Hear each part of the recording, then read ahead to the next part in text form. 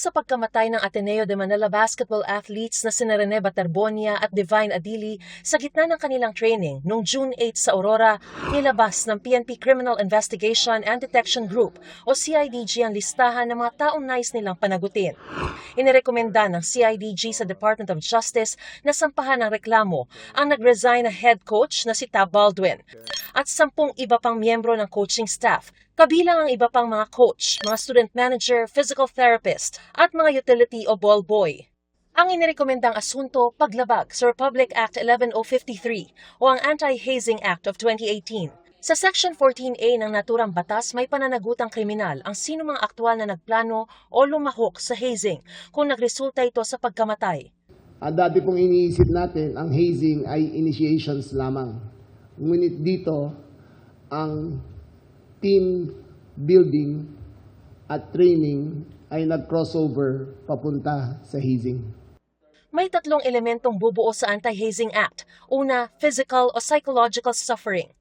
The victims are exposed to hazardous open sea environment characterized by rip currents, strong waves, and varying sea depths. This one is very clear as there is the presence of death of 2 individuals. This is a clear case of physical suffering under the law.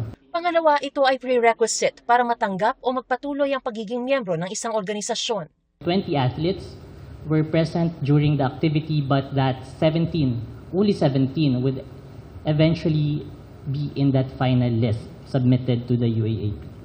Meaning there would be 3 members eliminated, and it appears from the evidence gathered by the CIDG that this activity was made precisely to screen or as a requirement for entrance into that list. At pangatlo, ang pisikal na aktibidad na pinagawa sa mga student athletes. Itinuloy pa rin daw ang aktibidad kahit nagpahayag ang 5 sa mga manlalaro na hindi sila marunong lumangoy. Tinanong niya ang mga players sila, sino ditong hindi marunong lumangoy? 5 ang nagsabi na hindi sila marunong. Nung nalaman niya na hindi marunong lumangoy, binigyan niya ng information kung paano mag-handle ng rip currents. Mahirap dito ang paano mo tuturuan ng hindi marunong lumangoy na mag-handle ng rip current. Ayon kay Secretary Remulla, maaari raw sanang naiwasan ang trahedya dahil lumalabas sa investigasyon ng CIDG na noong 2016 ay may kapareho na ring team building activity na nangyari na inorganisa si Baldwin para sa Ateneo Men's Basketball Team kung saan may muntikan na rin daw malunod. Binasa ni DILG Secretary John Vic Remulla ang kwento ng 2 dating miyembro ng Ateneo Blue Eagles. My teammates G-Boy Babylonia and Ike Chibuse nearly drowned at the seawater due to panic because G-Boy was unable to swim. I personally experienced an untoward incident to the point that I almost drowned and gave up. Biglang may natapakan siyang uneven service at hinila siya at muntik siyang malunod. Sumisigaw siya ng tulong. Sinusubukan pa naming makuha ang pahayag ng mga pinasasampahan ng reklamo. Hindi rin daw inaalis ng mga investigador ang posibilidad na madagdagan ang ikakaso at makakasuhan sa insidente. Walang kasamang opisyal ng universidad sa rekomendasyon ng CIDG. Pero sabi rin ni Remulla na hindi pa sila tuluyang absuelto sa kaso. We are just looking into the criminal aspect. But definitely there will be civil liabilities of the Ateneo de Manila because of the deaths of the 2 individuals. Sinabi naman ni Ateneo de Manila University spokesperson Father R.B. Hizon, patuloy silang makikipagtulungan sa iba pang ahensyang nag-iimbestiga sa trahedya at kumpiyansa silang matitimbang ng patas ang lahat ng detalye ng insidente sa pamamagitan ng tamang proseso. Pinaninindigan din ng Ateneo ang commitment nito para isulong ang accountability at kapakanan ng kanilang mga estudyante habang patuloy na pinalalakas ang mga reformang ipinatutupad nila para hindi na maulit ang trahedya. Ayon naman kay PNP Chief Jose Melencio Nartates Jr., sinibak ang Provincial Director ng Aurora na si Police Colonel Percival Pineda. The Provincial Director of Aurora Province was relieved immediately after making statement and or concluding already that there's no cover-up or there's no walang nangyari na hindi maganda or foul play in that fateful day of June 8. Okay? Dapat inimbestigahan lahat.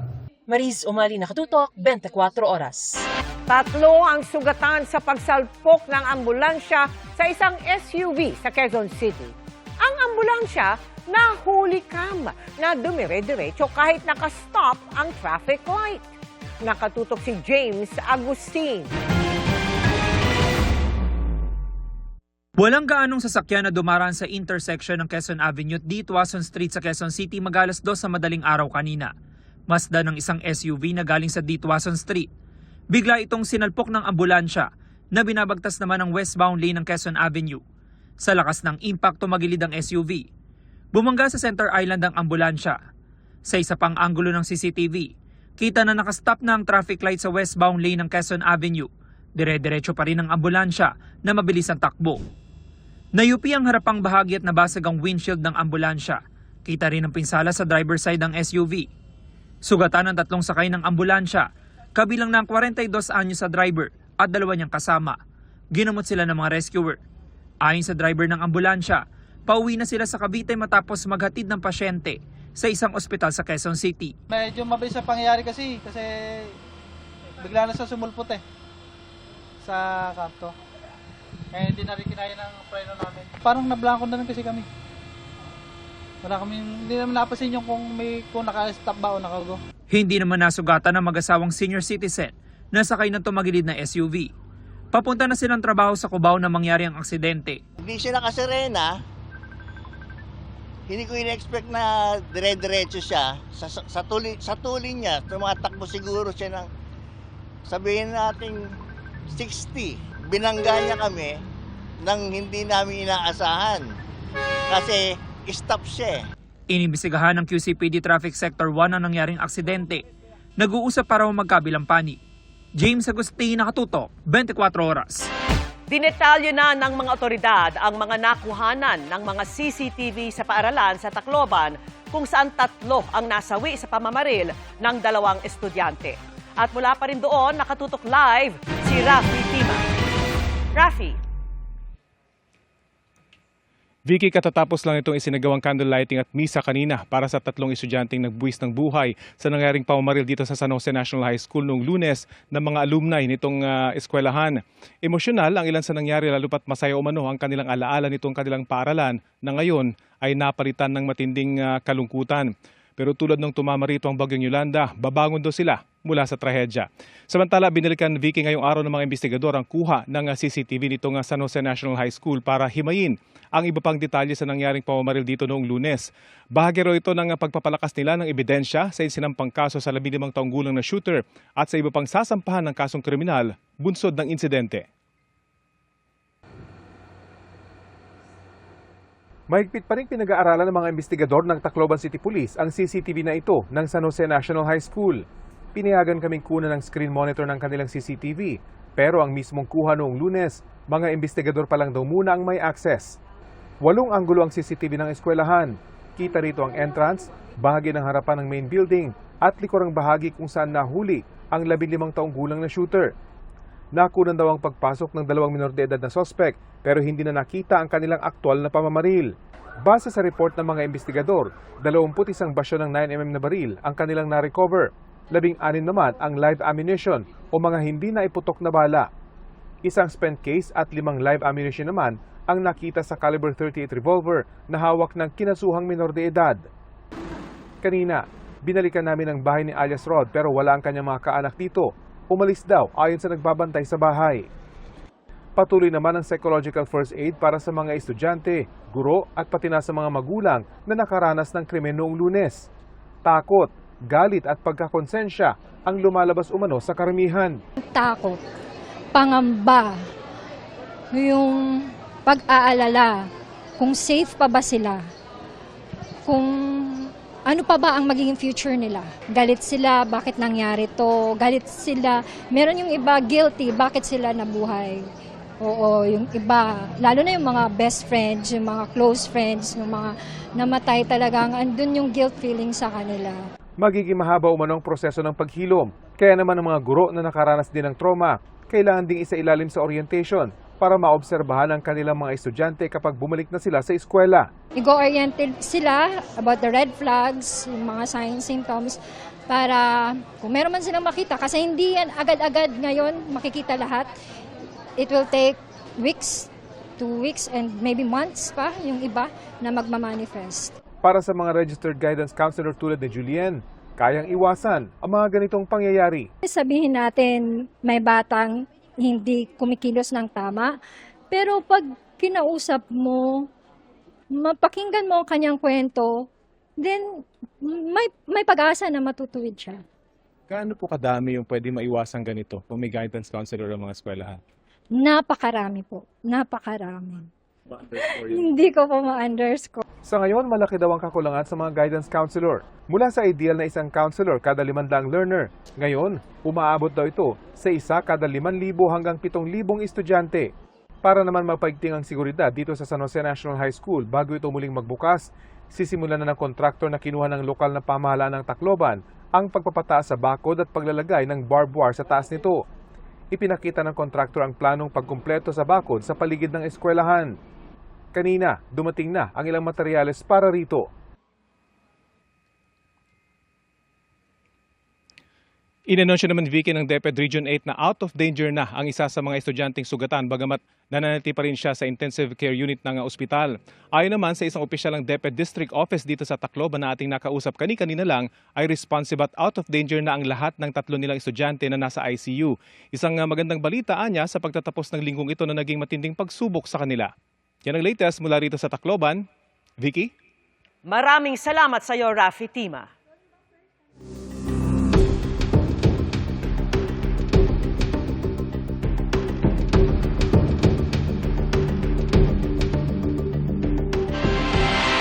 Pagpapatibay sa reklamo kaugnay ng pagbabanta umano ni Vice President Sara Duterte kay Pangulong Bongbong Marcos ang dahilan kung bakit ipinatawag ang dating court sheriff na sinapak ni Duterte noong 2011. Pero mismong ang ex-court sheriff nanawagang huwag na siyang idamay sa usapin. Nakatutok si Tina Panganiban Perez. Hindi mismong ang pananapak ni Nooy Davao City Mayor Sara Duterte kay dating Sheriff Abe Andres noong 2011 ang dahilan kung bakit ipatatawag ang huli ng prosecutors sa impeachment trial laban sa bise. Ihaharap siyang testigo para ma-establish ang ugali ng bise bilang pagpapatibay sa article of impeachment tungkol sa pagbabanta ng bise kay Pangulong Bongbong Marcos, First Lady Liza Araneta Marcos at dating House Speaker Martin Romualdez. Yung ugali o yung kanyang pagiging violente ng ating Vice Presidente ang magiging purpose po ng usapin dito. Under the rules, it is allowed to present evidence to establish behavioral pattern, to establish propensity of a person to resort to violence, for example. It also speaks about the attitude that she is, yung impunity, the culture of impunity that we would try to address. Pero panawagan ng dating sheriff sa isang post, wag na siyang isama sa tinawag niyang partisan political matters. Noon pa man daw ay ayaw na niyang magkomento sa naturang insidente. Sabi ng House Prosecution Panel, mahalagang witness si dating Sheriff Abe Andres. Pero ang star witness daw sa article of impeachment tungkol sa pagbabanta ng bise kay Pangulong Bongbong Marcos, First Lady Liza Marcos at dating House Speaker Martin Romualdez ay ang bise mismo. Dahil kitang-kita naman ho dun sa mga video footages na which was made publicly available, yung subject utterances niya. So hindi na ho namin kailangan magpresenta pa ng ibang witness to prove those matters. Si Mary Grace Piatos naman na inilista ng prosekusyon bilang witness, smoking gun kung ilarawan ni House Prosecutor Terry Lidon. Mary Grace Piatos does not exist. Those who received the confidential funds indicated under the confidential funds might probably a made-up character. If she does not appear, just supports our position that she's a made-up person. May ituturing na hostile witness o kontra sa interes ng prosekusyon sina Office of the Vice President o OVP Chief of Staff Zulaika Lopez, dating OVP spokesperson Reynold Munsayak at dating Department of Education o DepEd spokesperson Michael Powa. Walang problema ayon kay Powa kung hindi ito sasagasa sa trabaho niya bilang impeachment lawyer ng bise. Ayon sa prosecution, kailangang sumunod sa impeachment court ang mga ipatatawag bilang testigo. The impeachment court has the power to compel people to attend them and to cite them in contempt if they continue to refuse to heed such directive. Tina Panganiban Perez, Nakatutok, 24 Oras. Sa unang pagkakataon ay nasilip na ang punto por puntong sagot ni Vice President Sara Duterte sa bawat alegasyon sa articles of impeachment laban sa kanya. Kabilang dyan ang manoy pagbabanta sa buhay ni Pangulong Bongbong Marcos na anyay bahagi ng freedom of expression. Ang iba pang tugon sa pagtutok ni Joseph Moro. Nakuha ng GMA News ang formal na sagot ni Vice President Sara Duterte sa 4 na articles of impeachment laban sa kanya. Sa dokumentong may petsang May 25, 2026, isa-isang sinagot ni Duterte ang mga articles of impeachment ng prosekusyon laban sa kanya. Sa umano'y bantang ipapapatay si Pangulong Bongbong Marcos Jr., First Lady Lisa Marcos at dating House Speaker Martin Romualdez noong November 23, 2024. Kasi may kinausap na ako na tao. Sinabi ko sa kanya, kapag pinatay ako, patayin mo si BBM, si Lisa Araneta at si Martin Romualdez. No joke. Sinabing ito raw ay freedom of expression o kalayaan sa pagpapahayag bilang pagpapakita ng pagkontra sa mga polisiya ng Administrasyong Marcos. Protektado daw ng konstitusyon di lamang ang mga pahayag na magandang pakinggan, kundi pati yung nakakasakit, nakakagulat o nakakabahala. Wala rin daw ipinakitang pruweba na talagang may kinontratang assassin para patayin ang Pangulo, unang ginang at dating speaker. Iginit ni Duterte na wala raw pagbabanta dahil sinagot lamang niya ang tanong ng reporter ukol sa umunoy operasyon laban sa pamilya Duterte. Sa aligasyon naman ng prosekusyon na hindi maipaliwanag na yaman ng mag-asawang Duterte dahil 30 million pesos lamang ang kanilang kita pero tumaas ang kanilang net worth ng 80 million pesos, bagay na hindi rin daw inilahad ng bise sa kanyang Statement of Assets, Liabilities and Net Worth o SALN. Sa sagot ni Duterte, sinabi niyang walang ebidensyang isinumite para patunayan ito. Hindi rin daw impeachable officer ang kanyang asawa at isinama ang kita nito sa kita ng vice-presidente para palubohin ang kanyang income at palabasing kaduda-duda ito kahit hindi naman daw. Sa aligasyon namang nasa 6.7 billion pesos ang transaksyon sa account ng mag-asawang Duterte mula taong 2007 hanggang 2024. Dagdag niya, labag daw sa batas ang pagsasapubliko ng report na ito ng Anti-Money Laundering Council at hindi raw ito dapat ginagamit. Lalabanan daw nila ito sa tamang panahon. Sa inilabas namang dokumento ni dating Senador Antonio Trillanes IV tungkol sa umunoy mga transaksyon na may kinalaman sa droga, sinabi ni Duterte na mga dokumento kung totoo man daw ang mga ito ay labag sa Bank Secrecy Law at hindi maaaring gamitin sa korte. Tungkol naman sa umunoy pagwawaldas ng bise sa lampas 600 milyong pisong confidential funds, matatandang sinabi na nagpakilalang malapit kay Duterte na si Ramil Madriaga na personal siyang inutusan ni Duterte para i-deliver ang pera mula sa 125 million pesos na confidential funds ng OVP sa Laguna at Quezon City. Tugon dito ng bise, inamin na mismo ni Madriaga na may galit lamang ito kay Duterte dahil hindi siya tinulungan ng makulong ito para sa kidnap for ransom. Wala rin daw pruweba na personal na nakinabang si Duterte. Regular daw ang release at paggamit ng confidential funds base na rin sa mga dokumento ng prosekusyon. At hindi pa rin daw pinala mga notice of disallowances ng Commission on Audit sa paggamit ng confidential funds. Tungkol naman sa umunoy panunuhol at korupsyon sa Department of Education, sinabi ni Duterte na biguro ipakita na galing kay Duterte ang pera at nanuhol siya para impluwensyahan ang procurement process sa DepEd. Sa kabuuan, hiniling ng kampo ni Duterte sa Senate Impeachment Court na ibasura ang kaso laban sa kanya dahil kapos ito sa hinihingi ng konstitusyon para sa isang impeachment proceeding. Ang palitang ito ng mga aligasyon at ebidensya sa pagitan ni Vice President Sara Duterte at mga prosekutor ang lalabas, titimbangin at huhusgahan ng mga senator judges sa impeachment trial na inaasahang magsisimula sa susunod na buwan.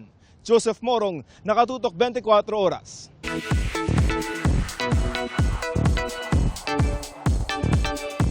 Happy Friday, chikahan mga kapuso! Dinagsa ang pagdiriwang ng Regada Water Festival sa Cavite City na mas pinasaya dahil sa hatid na performance ng mga kapuso stars. Narito ang report ni Diane Loceliano ng GMA Regional TV.